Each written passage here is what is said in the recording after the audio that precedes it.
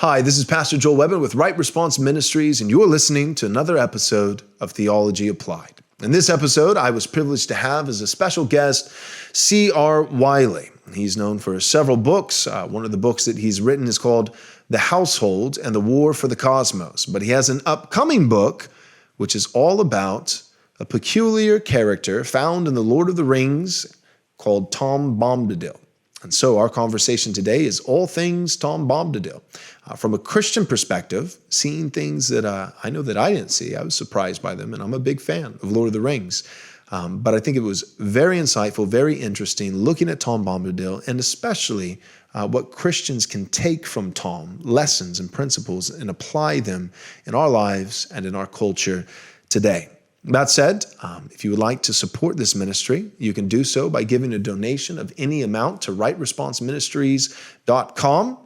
If you're not able to give financially, you can still support us by simply subscribing to our YouTube channel. You can click the bell to be notified by new content, and especially sharing our content and encouraging your friends and family to follow along. Lastly, if you own a conservative business, especially if it's a Christian business, and you are looking to partner by sponsoring a show like ours, we would be happy to sit down and discuss the possibility of a partnership. Right now, we are actively looking for 2 sponsors to come on our show for the next month and try it out. We'd love to partner with you in that way.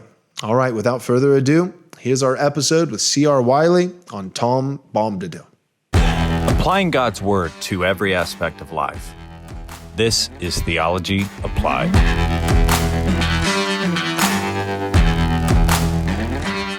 All right, welcome to another episode of Theology Applied. As I've already mentioned, I am privileged to have C.R. Wiley as a guest. Pastor Chris, would you go ahead and take a moment to introduce yourself to our listeners?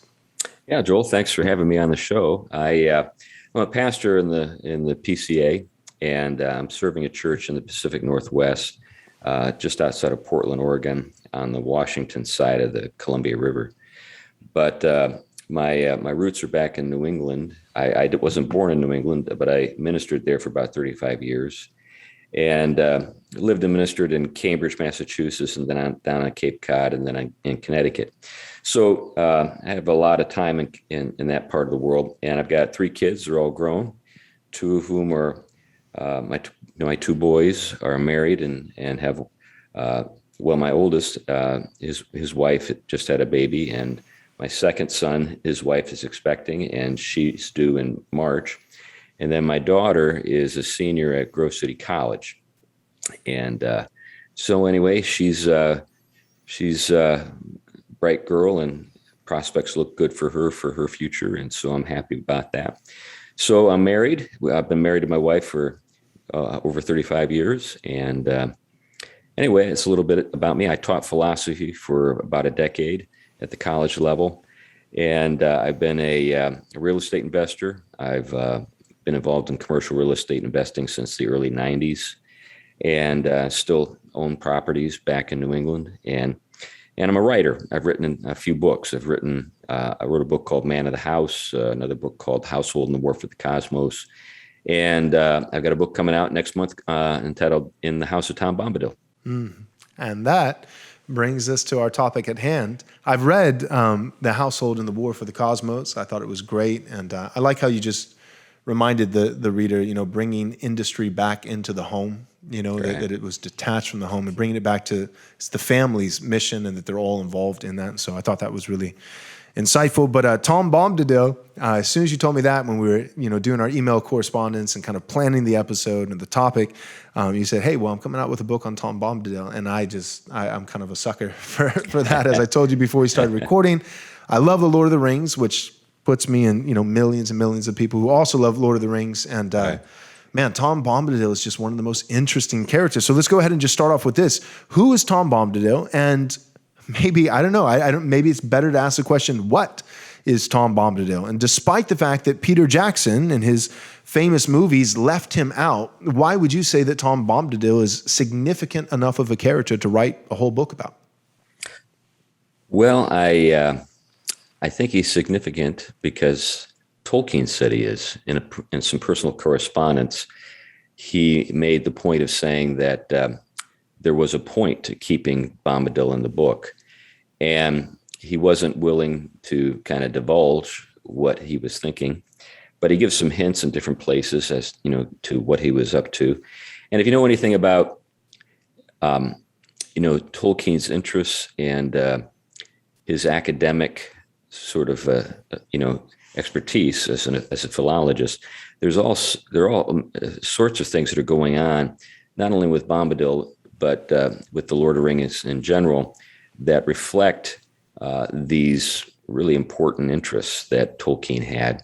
And the interests that he had were shared by the other Inklings, including C.S. Lewis.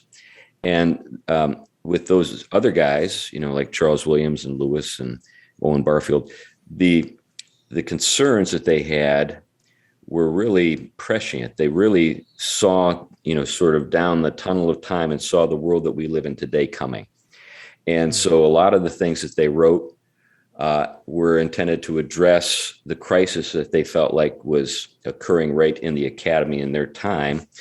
And they felt like they were kind of like way down the road in terms of the crisis. They thought they were near the end of the crisis in terms of things falling apart. So they didn't think that they were at the beginning, but they felt like they still were in touch with things in the Western tradition that were sound, that were sane, and Western civilization was losing touch with those things. And so they were making arguments for, in obviously their prose, their nonfiction writing, but also in their fiction, to address, addressing those things. Getting back to Tom, who is Tom? Well, there's been a lot of speculation about that, including Frodo asked the question, "Who is this guy?"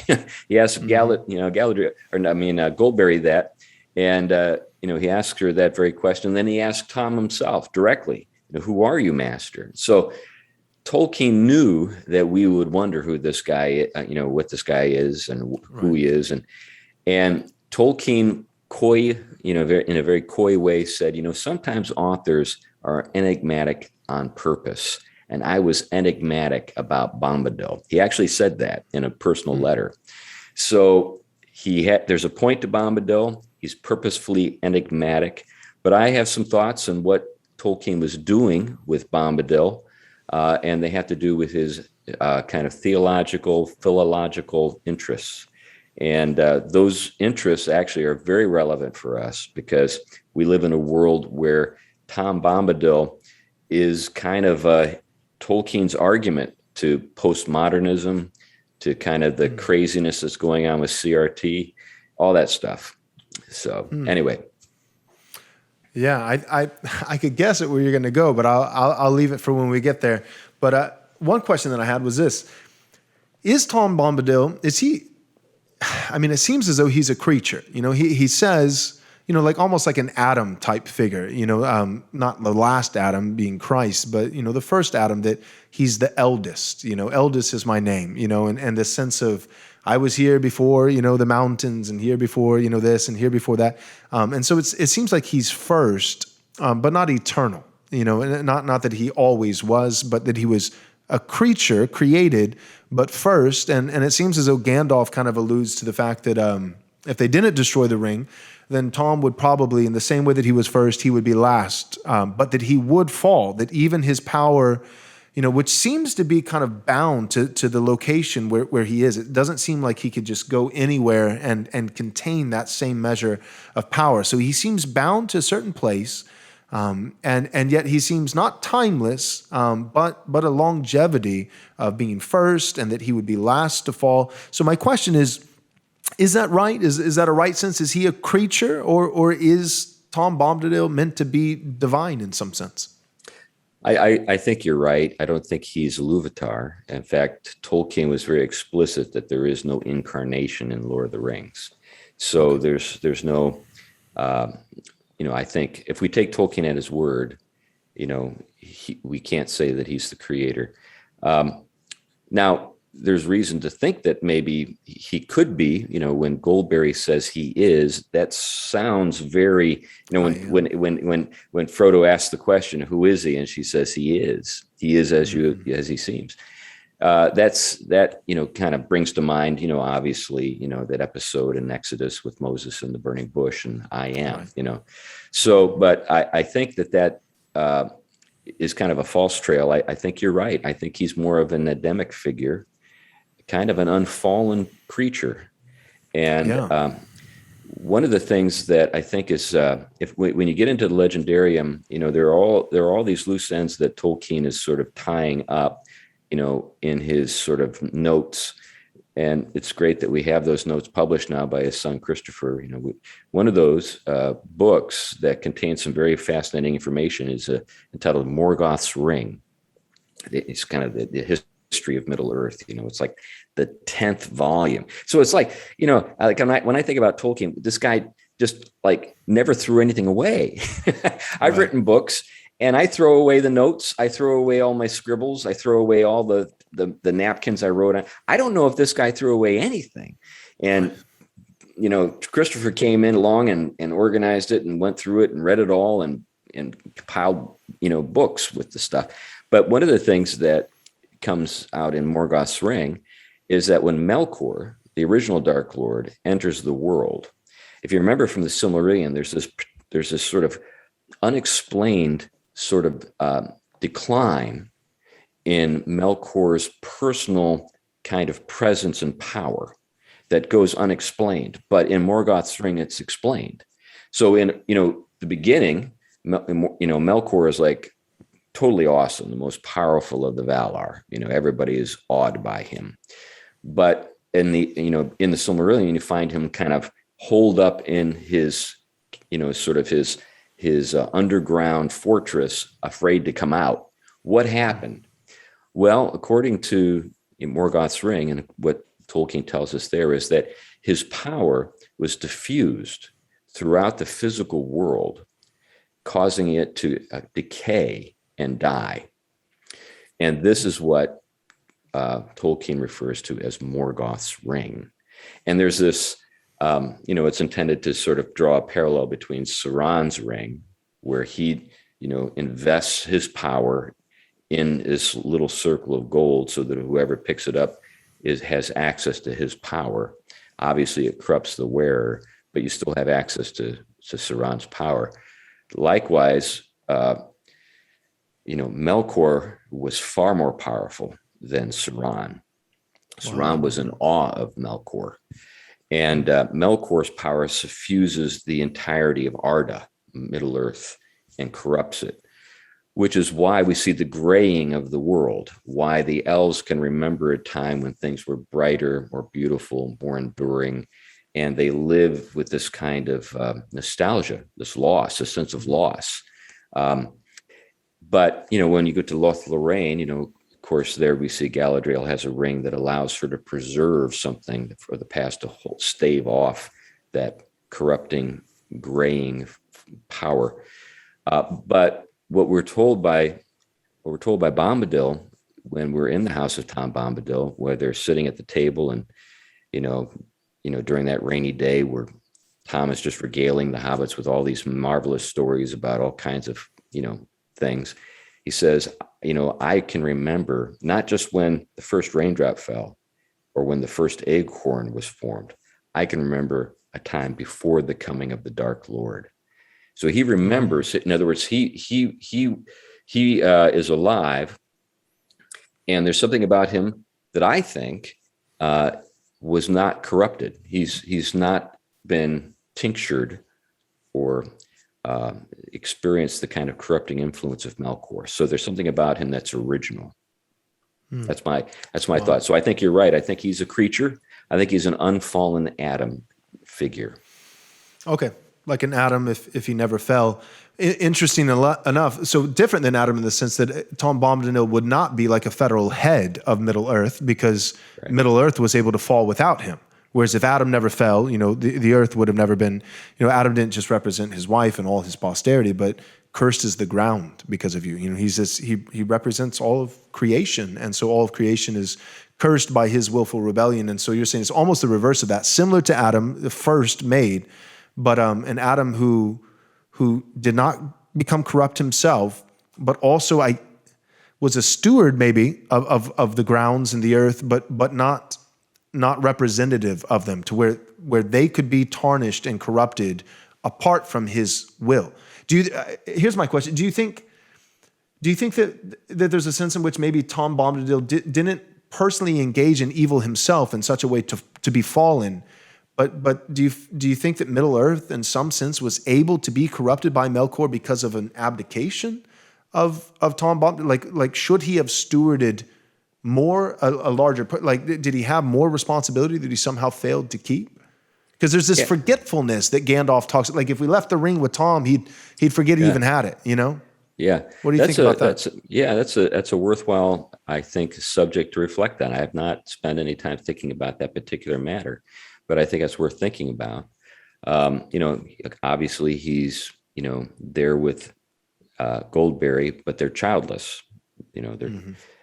And they. I think my sense is that Lewis and Tolkien and a number of other Orthodox thinkers in the history of the West have been challenged by the question, or at least the proposal: isn't the fall necessary for human beings to grow in wisdom? So that's the problem, theologically, kind of anthropologically. And Lewis famously responded with his book Paralandra, which is the rejoinder: no, if the fall wasn't necessary. In other words, you can't bring. It's not as though evil was necessary to bring about good. Good is powerful enough to bring something good out of evil, but evil is not necessary for something good to be realized. So that's the challenge. So Paralandra is, here we have with Paralandra, Ransom, this figure from the earth, a philologist who was modeled on Tolkien.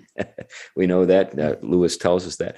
And so he goes to Venus, and there he meets an unfallen woman and an unfallen man. And there is a kind of, you could say, naivete there, but it's not as though they lack wisdom. They have an ability. These characters have an ability to learn quick and to exercise wisdom and to still retain their righteous status. But I think that Bombadil may be Tolkien's way of addressing the problem.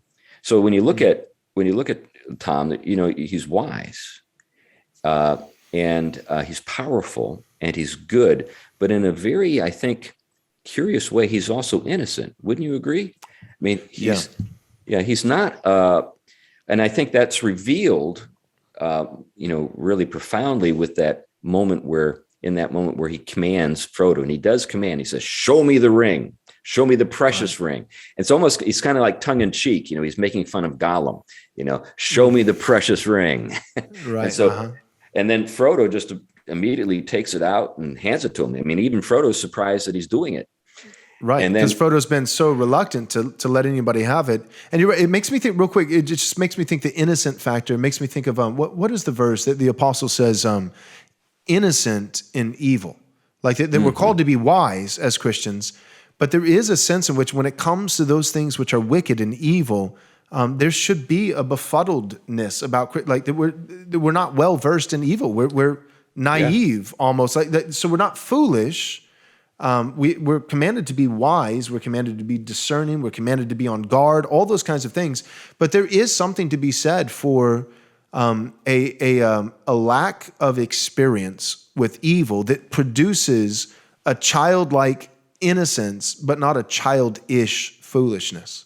Yeah, I think that's exactly right, Joel. I think, you've probably come across this. I've come across it many times in my life, where there's this sort of contempt that sinful people have for innocent people, because they think, oh, you are just so sort of inexperienced and naive. Right. You're an easy mark.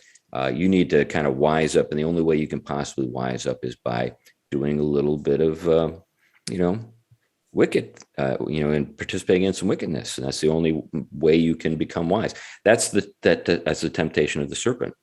If you do what's wrong, you will become wise. Tom is wise without that. Without that, so he can take the ring. The ring has zero power over him. He puts it on. He makes fun of it. He puts it up to his eye, kind of, I think, making fun of Sauron in his eye. He's kind of looking through it. Oh, yeah. And then he puts it on his little finger. I think that's important because, when Tolkien describes the, giving of the ring to Tom, we're told that it's placed in his big brown-skinned hand, and that he puts it on his little finger, this awesome and powerful ring that Gandalf is afraid to touch, Galadriel is afraid to touch, and Tom just puts it on his ring and laughs, and then he doesn't disappear. That's right, he doesn't disappear, but he makes the ring disappear. And remember, Frodo was shocked because it's like your uncle at the dinner table making a coin disappear. He just like laughing at you, and then he pulls it out of your ear. Tom kind of does that. He hands it back to Frodo with a smile and says, "There you go." And then Frodo, if you remember, he's kind of put off by this flippant treatment of the ring, and so he decides he's going to see if it's the right ring. He puts it on his finger, and the hobbits can't see him anymore, and so he tries to sneak away. And then Tom just looks at him, says, "Come on back here." Sit back down, Frodo. Take that ring off your finger. Yeah. So. And then Goldberry, I keep wanting to call her Galadriel, but Goldberry, and she says that Tom is the master and that no one has ever caught Tom. And so what we see here is that Tom can't be caught even by the ring of power. That's pretty cool. Makes me, I wish they would do a series on Tom Bombadil. Oh, I'll ask you this real quick. So I think I've heard that Amazon is going to be doing a Lord of the Rings type series. Yeah. Have you heard anything about this? I have, and I didn't. I'm nervous because I'm such a sucker for fantasy. So it's probably my favorite genre. So all the time, my friends, like some fantasy movie will come out that's like B movie. We all know it's B. And for me, it's a B movie in the genre of fantasy and dragons and magic and those kind of, I'm like, I'll take what I can get. There's just not enough movies to go around. And so I'm excited on one hand, but on the other, I'm just like, man, it's going to probably have gay agendas and it's going to, what do you think? Well, I think you're right. I don't trust it. I remember when the first Peter Jackson film came out, was that 2001? I mean, it fell, Fellowship of the Ring. Yeah. I was tremendously excited, like everybody was, to see it. I walked out halfway through it. No way, really? Yeah, I was in the theater. I just got up and walked out, and I said, "That's it." And I didn't see any of the others. I just was completely put off. What put you off? Well, there were a couple things. I mean, he was clear that kind of his angle of vision, even then, was to somehow make Tolkien palatable to certain, I guess, political and cultural trends. So, Arwen goes from being, a really important figure to this gal who can sneak up on Aragorn in the woods, and he's not, able to know she's, sneaking up on. This is a guy that even Legolas, is impressed by in terms of his woodcraft. He's one of the great figures in the world. I mean, he's the king of men. He's what really, the original three houses of men, in the Silmarillion. He's a personification of those first men who, even the elves were impressed by. But I mean, he's kind of outwitted by this gal, and that put me off a little bit. But then when they were in the Mines of Moria, and they had this scene with the orcs kind of climbing up a column as if they were like insects or something, I just said, I remember, yeah. I was like, I just kind of just said, that's it, I'm out. And I left. Now I'm not the sort of person that goes around, putting down the films or trying to talk other people out of liking them or anything. But to me, I just didn't want to have, because the Lord of the Rings had such an important influence on me, or a significant influence on me. I didn't want to be tinctured, if you know what I mean, or corrupted or polluted. And so I just said, I'm just going to enjoy the books. And I walked out. I get that. For me, I was so young at the time that I didn't have enough knowledge from the books. I'm pretty sure I had read The Hobbit because I went to grade school like everyone else, so I read The Hobbit because I'm pretty sure it was assigned and I loved it. I mean, it was wonderful. And, but I hadn't read The Lord of the Rings and so I was familiar with like goblins in The Hobbit and, there are a little bit of orcs, but I just wasn't that familiar. So when I went and watched the movies, not having read the books at the time, everything that I was watching, I was like, whoa. So I didn't notice any contradiction, so. Sure, yeah. But that makes sense.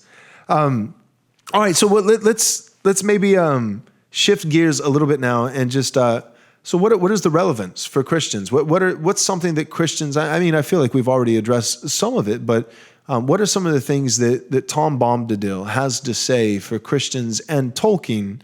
As you mentioned earlier, you said, he was putting his finger almost prophetically on some of the things, that he was seeing down the corridor of time and some of the cultural problems that we're experiencing. What are some of those things and what can we learn? Yeah, I think one of those things is a old problem, and that's the way we understand dominion. So if you think about the Lord of the Rings is a book about domination, which we see with Sauron, and we see, an aspiring dominator in Saruman.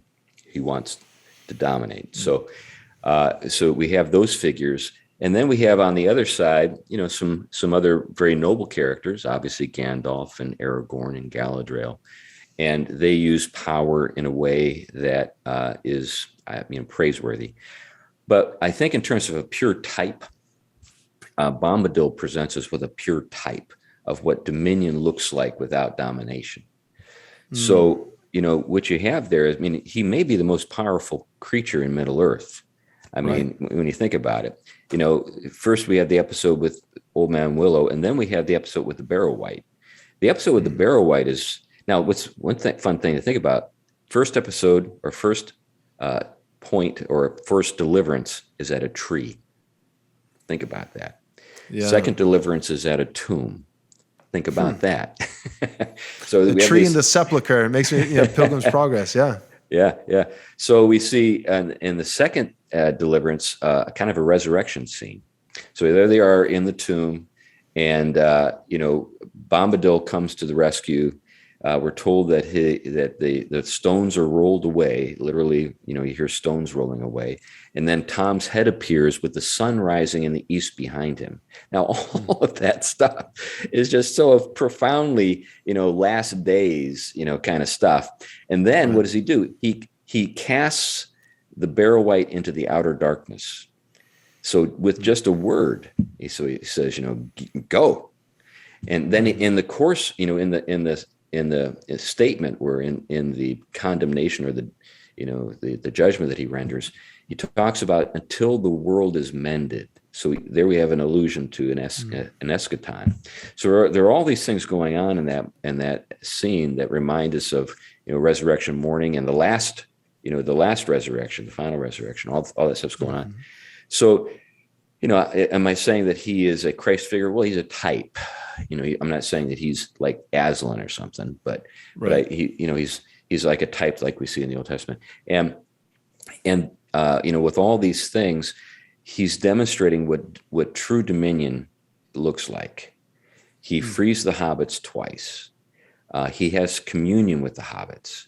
One of the things that comes through with regard to, so I think that if you take and you put Saruman and Bombadil alongside each other, there's almost a perfect kind of inversion of types. Saruman wants power, and he's willing to break things to get it. There's that scene where Gandalf is in Orthanc, right? He's been captured by Saruman. And Saruman, says, I am the Saruman, the ringmaker, Saruman the wise, Saruman of many colors, right? And then Gandalf says, I like white better. And then, Saruman says, well, white's good for a start. You can dye the white cloth. You can overwrite the white page. You can break the white light. And then Gandalf says, well, if you break something to know it, you have departed from the path of wisdom, something to that effect. So you've got two contrasting visions of wisdom. One wisdom personified by Saruman, which is, I think that particular episode with the robe and the white light and all that kind of stuff, that's a very subtle allusion to Newton's experiments with optics, and the whole sort of like sort of the aspiration to acquire knowledge for the sake of power. So you break things so that you can isolate power. So Bacon. Francis Bacon, and with the idea that knowledge is power. So you've got that quest for power in the raw power that's been distilled from the natural ends toward which it's been directed by the creator. And then you have another kind of wisdom personified by Gandalf, which is the wisdom that seeks, and I think even more profoundly personified by Bombadil, the wisdom that seeks to understand the ends toward for which various creatures have been made, and is interested in communing with those. So right. Saruman, there's this sort of snippet of dialogue between Merry and Pippin and Treebeard, and Treebeard is describing his interactions with Saruman, and he says there came a point in time where Saruman was like a wall with windows that were shuttered from the inside. He was only interested in knowledge that he could use to get what he wanted, but he was not interested in communing with anyone. He never told, Treebeard says this, I told him many things he wouldn't know if I hadn't told him, but he never told me a single thing. He was hoarding knowledge because he wanted knowledge for the sake of power. Whereas Tom, he sits down at the table, tells the hobbits all kinds of stuff. Right. About, the hearts of trees and the ways of badgers and just all these different things, good things and bad things. So he knows about the bad things, but he knows them as an observer, not as a participant. And right. So I contrast those two visions of wisdom. And I think Tom is very much in the spirit of the wisdom that Gandalf is talking about when he talks about departing from the way of wisdom if we break something. And that Saruman was trying to break Gandalf in Orthanc. Right. He was going to torture him. And if he had ever gotten a hold of Merry and Pippin, that he would have tortured them to get what he wanted to know. So breaking things down. Were you saying with it sounded like you were saying for a moment, like the illustration of light, like refraction, like almost like a prism when white light goes through and it refracts into all the different colors, and that Saruman was making a reference to the white, but broken down into many, the one of many colors kind of. Is that what you were saying? It makes me so. It makes me think of like today, just one tangible example. You're putting your finger on the larger principle, the general principle, which is very helpful. But just one, case example. I think of, there's one group of people in our culture today that look at babies in the womb and think that they can be physically, literally broken down, like parts, like a computer, definitely. And used for power to fix this, to do that. Like right now, I'm sure you're aware, I thank God in his mercy, whatever it takes. But Fauci, finally under fire because you can take the scalps of babies from their mother's womb and infuse them on the top of rats, and Americans don't care. But you better not mess with puppies, right? So Fauci's under fire right now because he went too far. He messed with puppies. But my point is to say that like with the fetal cell line and all these different things, and a lot of us are becoming aware of things that have gone on for a long time, but the public didn't know about the fetal cell line and this and that and I just think of babies as just one. You're looking at the principle, and you're absolutely right. And I'm trying to make a practical example, and I think of that principle of because God has given us dominion over Right. everything, but there's a way of using what God has given. He's given us the plants, and then we have kind of this covenant 2.0, a common grace covenant, in the way that I see it in my covenant theology with Noah, that it's really just a reestablishing of the cultural mandate. But now, as the orcs would say, meat is on the menu, and God gives the animals, to mankind, and introduces, and not just the fruit. And so all these things are given to us for our enjoyment. But there's a way of seeing the resources that God has made, the creatures of this world, right? The Psalms say he has compassion on all he has made. There's a sense of like God loves butterflies. He loves rabbits. He loves, not just people. Certainly, he loves man in a particular way as his image bearers, but God has compassion on all he has made, all these creatures, and he's given us dominion over them. And there is a sense in which we exercise that dominion in some cases with animals to eat. And we kill them, we take their life, we eat them. But even I think of, the Old Testament, and, you shall not boil a baby goat in its mother's milk. Why? Because the metaphor, the mother's milk, is meant to only be a source of nourishment and life, not a source of destruction. And there's a proper order and a proper purpose and an end to all that God has made. And sometimes that means killing something and eating it. But to break things apart, especially human beings created in the image of God and the most precious and vulnerable among us in their mother's womb, to break them apart and infuse them with rats and to do that, I think of that as kind of like Saruman would be on Team Fauci. I just thought it. Oh yeah. Well, you remember there's, in the course of the story in the Two Towers in particular, there's this kind of hint that orcs have been crossbred with humans, and that's why right. Saruman's orcs are not afraid of being, fighting in the daylight. Whereas that's right. I forgot about that. Yeah. Yeah. So there are all these different things, and Treebeard says that would be black evil if that's what he's done. But I think you're right. I think when we think about Bombadil, he wants to commune with the hobbits. He wants to spend time with them. He wants to free them. So that he can enjoy company with them. There's this moment with Treebeard where, Merry and Pippin are there, and one of the hobbits asks, "Do you mind if we ask you what you intend to do with us?" And Treebeard says, "If you by that you mean what I intend to do to you, nothing. But right. we can do some things together."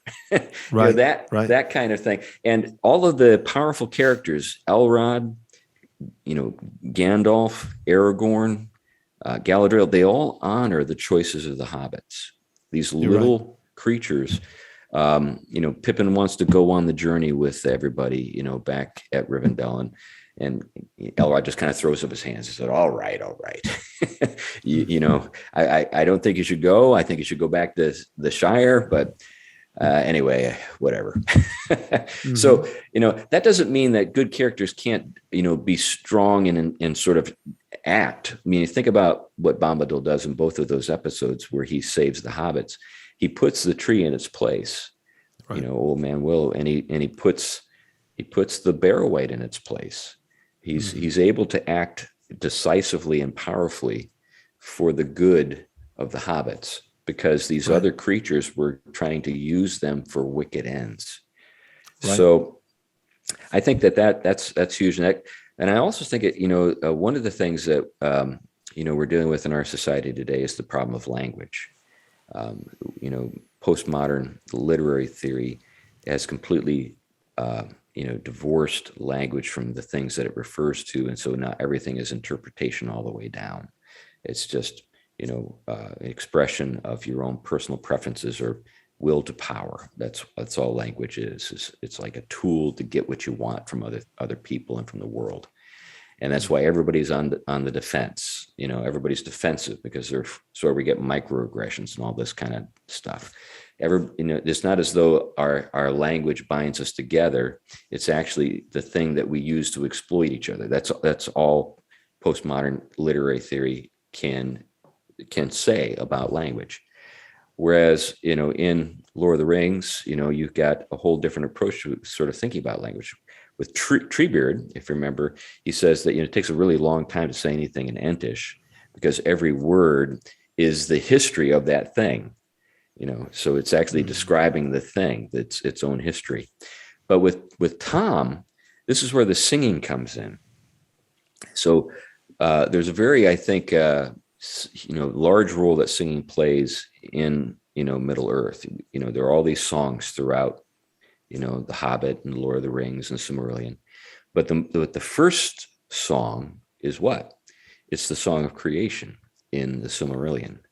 So the creation itself is a kind of living song. It's the kind of the expression of the song of the Valar. And when we see Tom with his nonsense songs, it's always kind of this, he's got this lyrical quality, even when he's just talking. You can kind of see the cadence or feel the cadence in his speech. Right. And he delivers the hobbits with songs. And I think that what that's, intended to say to us is that Tom knows the language of creation, and that he can actually call things back to their purposes and to their natures. So that means that he exercises dominion in a pretty significant way as a regent, as a steward of, the creation that has been brought into being, that he's just simply, sort of caring for and making sure is, being what it was intended to be. That makes a lot of sense. It seems as though the only tragedy with Tom, and maybe this isn't his fault, I'm going to pose it as a question here in just a moment, because maybe it's part of his, the way that he's composited and his particular nature and just biologically being incapable of it. I don't know. And I'm assuming that you'll know the answer. But assuming that he can procreate, it seems like the only failure of Tom, it seems like he's exercising perfect dominion and he himself unfallen. It's just too small. It seems like the only failure is that he isn't fruitful and multiplying. He's lending towards the fruitfulness of anything and everything and anyone else, but that him and Goldberry are childless. Can you speak to that? Yeah, I think that every kind of image, falls short of what we'd like it to be, and I think that he serves a particular purpose in the story. Even at the Council of Elrod, there was this question: maybe we should just give him the ring, and he can take care of it. I've thought, well, maybe they could just give him the ring and say, "Hey, would you mind just taking it to Mordor and throwing it in Mount Doom for us?" Because if anyone could do it, you could. And couldn't he call one of the eagles, or 20 of them? And it's like, let's get this done. That's right. Right. But that's not what happens. And in our world, that's not what happens too, because it makes a better story for the hobbits to take the job. And in a way, it makes for a better story for you and me to do things that we've been, given to do. But I also think, though, that Tom is a kind of picture of the end of the world, because yes, he's kind of an endemic figure, but he's also kind of a figure that shows you what rest looks like. So, when the daring do is done and the wickedness has been finally defeated and death is no more, what do? Are we just like a bunch of high school jocks that just sit around and talk about the good old days when we, scored the touchdown or this kind of thing? Mm-hmm. Or do we really enjoy the blessedness of, the good things that we can enjoy in God? And that's kind of what we see with Tom. I mean, he's just always in a good mood. He's in Goldberry and him are just, they've got this beautiful harmony. And there are a couple of things that helped me to kind of associate Tom with the end. One was what I said earlier about the Barrow-wight, but the other is the dream that Frodo has in Tom's house. So if you remember, Frodo has this dream, and in the dream there's this like curtain of rain that parts, and he sees a sunrise, and he sees a land in the distance across some water.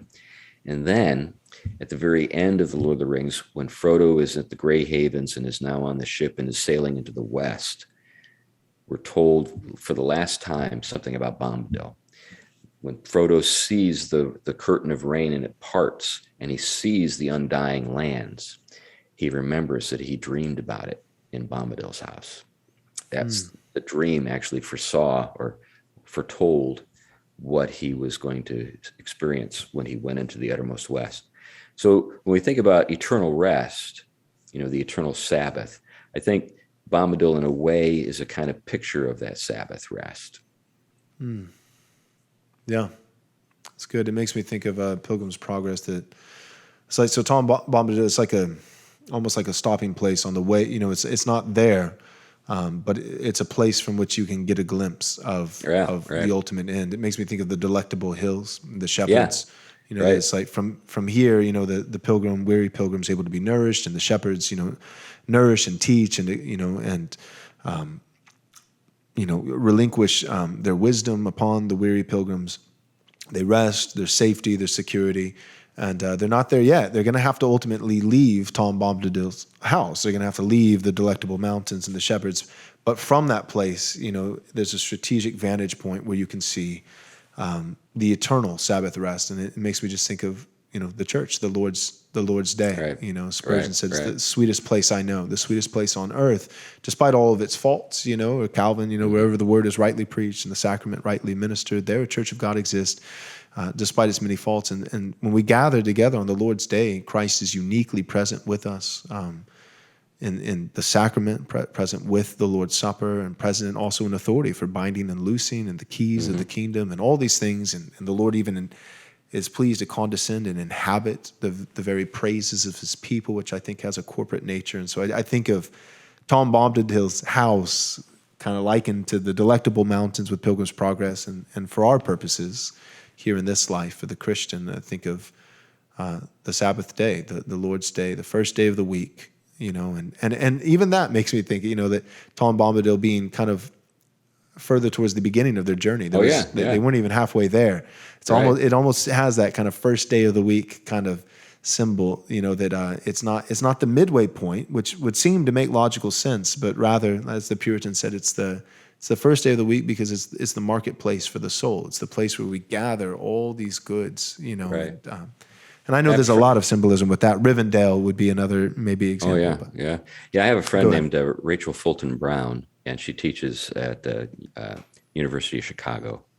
And we were talking about this very thing, and she does a lot of thinking and writing about Tolkien. She's a medievalist, so her thought is very much along the lines of what you just expressed or laid out. And her thought was that this was a kind of catechesis. At the very beginning, almost kind of a baptism, particularly with that rain day, kind of preparing to set out as they do kind of on this pilgrim trek. Yeah, definitely. That's cool. That's really cool.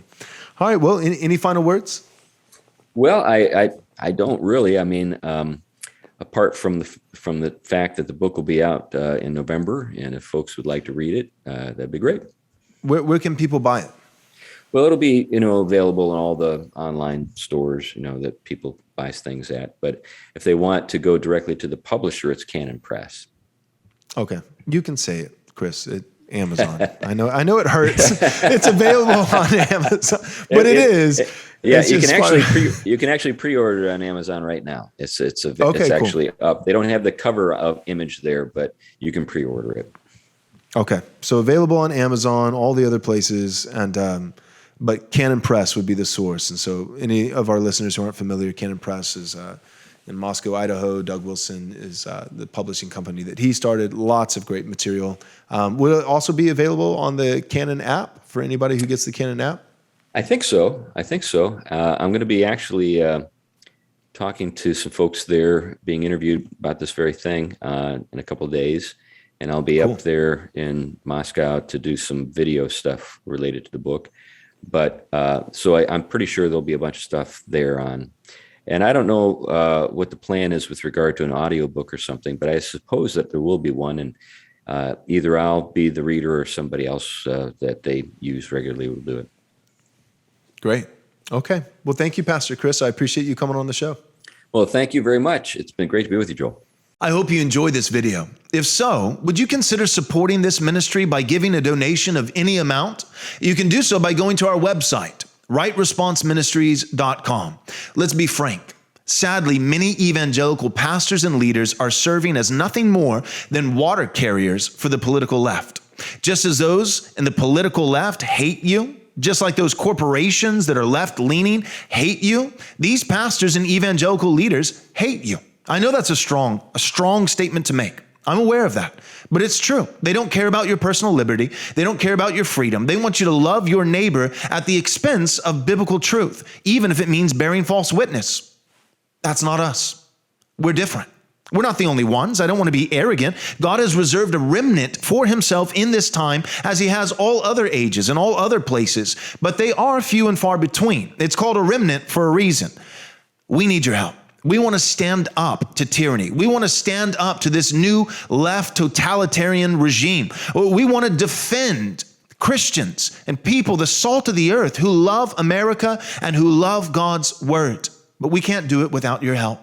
If you're not prepared or able to give a financial gift, one way that you can support this ministry is by simply subscribing to our YouTube channel and clicking the bell so that you'll be notified as we come out with new content. You can also help us by sharing our content on all your social media platforms so that more people can hear the truth of God's word with courage and fidelity. Thanks for tuning in. God bless.